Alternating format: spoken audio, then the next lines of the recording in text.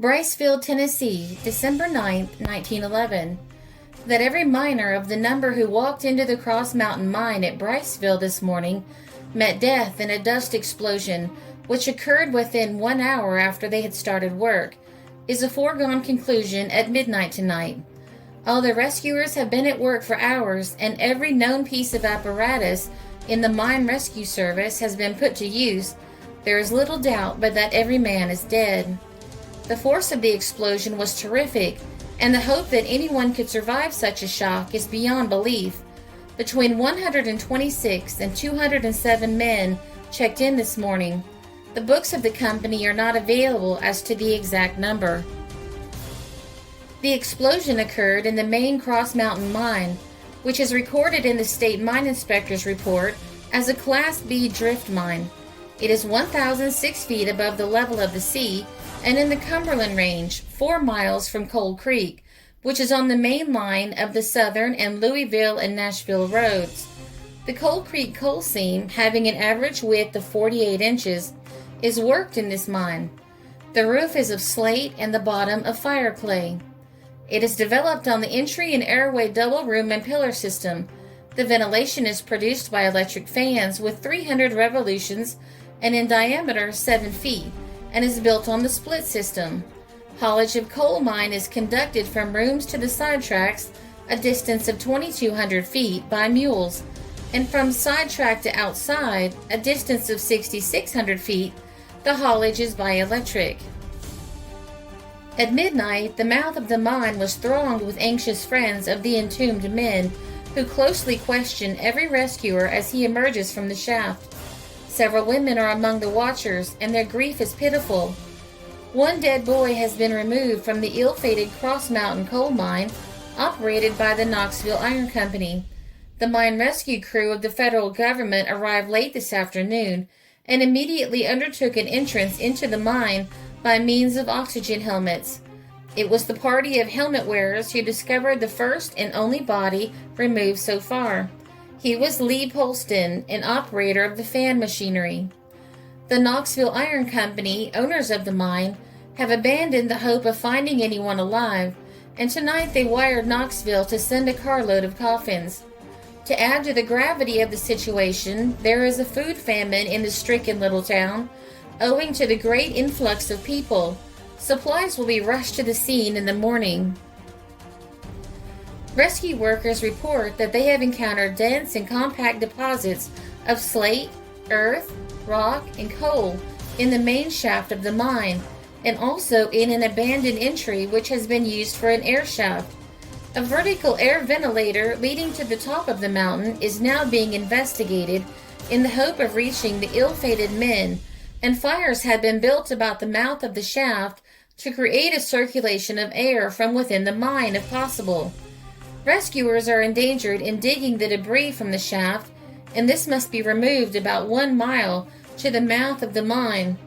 It is not yet possible to determine whether this blockading of the entry is shallow, or whether it extends hundreds of feet, or a mile or more. The greater this cave-in, the more difficult will be the rescue, and further delay will be the work of reaching the entombed men. Wood posts and trusses in the shaft have been blown outward, and this, miners state, is indicative of a serious explosion beyond. Brattices are now being constructed by means of which air is being forced into the channel as fast as it is possible to remove the debris. A statement made this afternoon by an official of the United Mine Workers of America is that 207 men were in the mine at the time of the accident. Officials of the Knoxville Iron Company declined to make any statement whatsoever. There are 3 theories as to the cause of the explosion which occurred this morning. One theory is that in some manner, powder or dust exploded. The second is that an electric wire came in contact with explosives, and the third is that the explosion was caused by poor tamping of a drill. The mine was thoroughly inspected Friday of last week by J.F. Hatmaker, who has been inspector of the mine for 8 years. He stayed in the mine nearly all of Friday night. He claims that there was no trace of gases in the mine when he emerged. The mine was recently inspected by an inspector under George K. Sylvester, State Mine Inspector. A representative of a casualty company which carries insurance on the employees of the company also inspected the mine recently and is said to have reported that it was in excellent condition. Another report this afternoon stated that the state inspector's report was unfavorable. This, however, cannot be confirmed. Hugh LaRue, a miner employed in the Cross Mountain Mine, believes he owes his life to a dream his wife had last night. When he awoke this morning and prepared to go in for his daily task in the mine, Mrs. LaRue told him she would not prepare dinner for him to carry to the mines as she did not want him to work today. She then recited a dream she had, giving this as her reason for asking that her husband stay out of the mine. Mrs. LaRue said that last night she dreamed she saw scores of miners with their heads blown off being carried out of the mine entrance, that she and her little children, and she has several, stood at the mine mouth watching the unfortunate coal diggers being carried out. She feared for the life of her husband today, she said. Despite the fact that he had not missed a day from work for many months, he was prevailed on to remain at home. It was only a short time after Mrs. LaRue recited her story until the explosion was announced. With tears of joy streaming down her face, she embraced her husband and thanked God that she had had that dream last night. Their little children are gathered about them, rejoicing too that their father is yet alive. They joined in sympathizing with the little children who are gathered around the mine entrance, wondering if their fathers have been killed. Mr. LaRue is doing everything possible to comfort those whose relatives have been entombed. By December 12th, the list of known dead was increased to 38. 5 of the bodies are still in the mine at the places where the men were found, lying face downward, in right entry number 22, the victims of dread damp. 2 more victims were brought out tonight, and the bodies were so badly decomposed that they were prepared for burial, which occurred soon afterward, by lantern light. They had been found during the day in right entry number 24, 2,000 feet from the main entry. They were found in kneeling positions with their faces buried in their arms, indicating that they had also succumbed to damp. Fire broke out anew tonight in left crossed entry number 17, about 1,600 feet from the main entry. This time it was in the coal, and rescuers sent out for several barrels of water to extinguish it. It was believed at midnight that the fire was under control. A chalk message written by Arthur Smith, one of the 2 men missing from the gang rescued alive last night, was found tonight on a plank in left cross entry number 18. Smith wrote that he and John Duff were about to attempt to reach the mouth of the mine through the overpass, which carry off the foul air from the mine. The overpaths were partially explored, but no trace found of the men. It was learned today that 4 of the 5 men rescued alive had written messages in the fear of death to loved ones. They had but one little piece of pencil, hardly an inch long, and each took his turn with it. Milton Henderson wrote thus to his young wife, "My dear little wife, you have been a good little wife, but if I don't get to see you any more on this earth, I have told you where I want to be buried at Pleasant Ridge. Now, sweetheart, do as I tell you. Bye-bye." This was written at 9:02 a.m. Tuesday morning. Evidently, young Henderson's turn with the precious pencil had gone, but it came back to his hand again, and then he wrote, "We have to fan with our coats to live. You know half the cow is yours. If I don't get out of here, get your pa to help you get my pay from the mine. If I don't happen to lay my eyes on you again on this earth, I hope to see you in heaven. I am sure we will meet in heaven. I want you to tell Mama that Papa and I are all right so far. If they don't send nothing worse on us, I hope we can get out. If we don't get out, I hope to meet you in heaven. Signed, Milton Henderson." Similar to the feelings entertained by young Henderson were those reflected by Irwin Smith in the note he left his wife, only bleaker were his hopes were that possible. He wrote, "Dear wife and children, I don't think we can get out. Me and Dory Irish is burned bad. Let the house go back. They had just bought a home. The company owes me $50. Take care of the children. You can make the company pay for my life.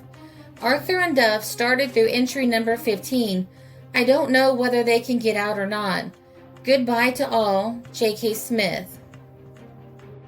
Smith was badly burned and spent a day in bed, but there was little thought of physical hurts in the joy of restoration to the family. There were stories of self-denial told of the 60 hours in which these 5 men were entombed. In the double dinner pail carried by Irwin Smith was water, and though he was burned and almost famished for drink, he gave it all to Dory Irish, who was more badly burned and who needed it more than the others to minimize his suffering and enable him to fan the spark of life. Smith, like young Henderson, gave his promise in response to the pleadings of his wife and children that he would forsake mining and find another means of livelihood. Canary birds made possible the rescue alive of the 5 men who were taken. The Bureau of Mines here was informed today by Dr. Holmes, head of the Bureau. This is the first big mine disaster in which these birds have played their saving role, although experiments have been made with them in a number of smaller accidents. The canaries, most sensitive to any atmosphere that will not support life, are carried into the mine by the helmeted rescuers for the purpose of detecting the first sign of poisonous gases. As soon as the canaries show symptoms of gases, volunteers with the helmeted workers are not allowed to go further, and the latter proceed alone. Bodies found beyond that point are brought back as far as this danger line when they are carried out by the volunteers. All Briceville again today took on the aspect of mourning when they failed to bring forth more survivors from the Cross Mountain mine horror.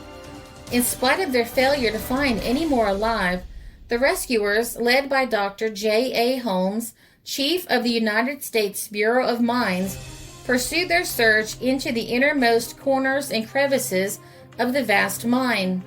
Fresh air could be found from the fans, which overcame in a large measure the deadly fumes of the afterdamp, but the air was so foul in some of the recesses of the cross entries that only the government men with their heads enclosed in oxygen helmets dared to venture therein.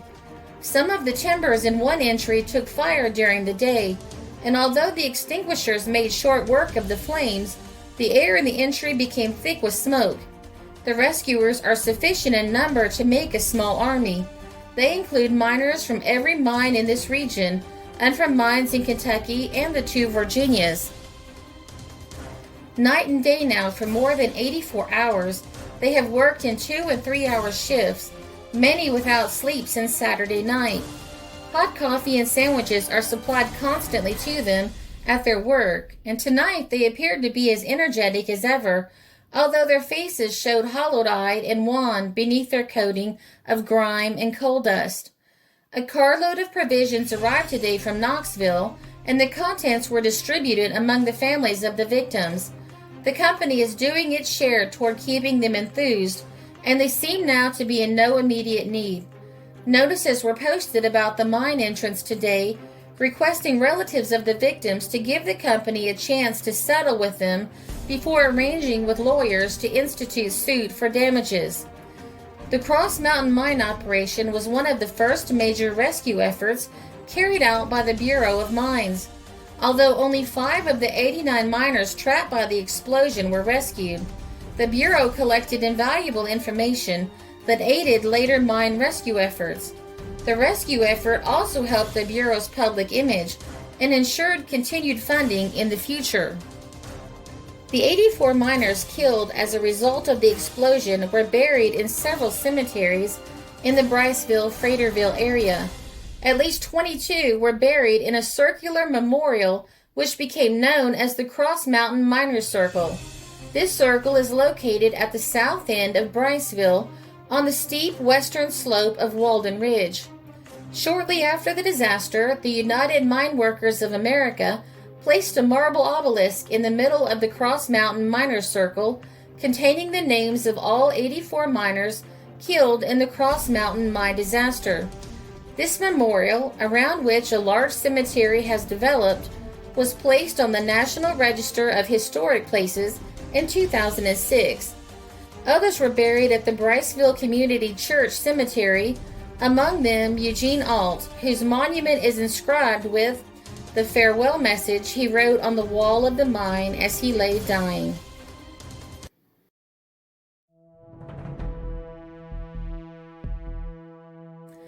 The Cross Mountain mine disaster was covered in a huge number of newspapers. The main ones used for this article are the Omaha Daily Bee, December 11, 1911, the Sentinel Record, December 10, 1911, the Birmingham Age Herald, December 10th, 11th, 12th, and 13th, 1911, the Madison Daily Leader, December 15th, 1911, and the Pensacola Journal, December 10th and 13th, 1911.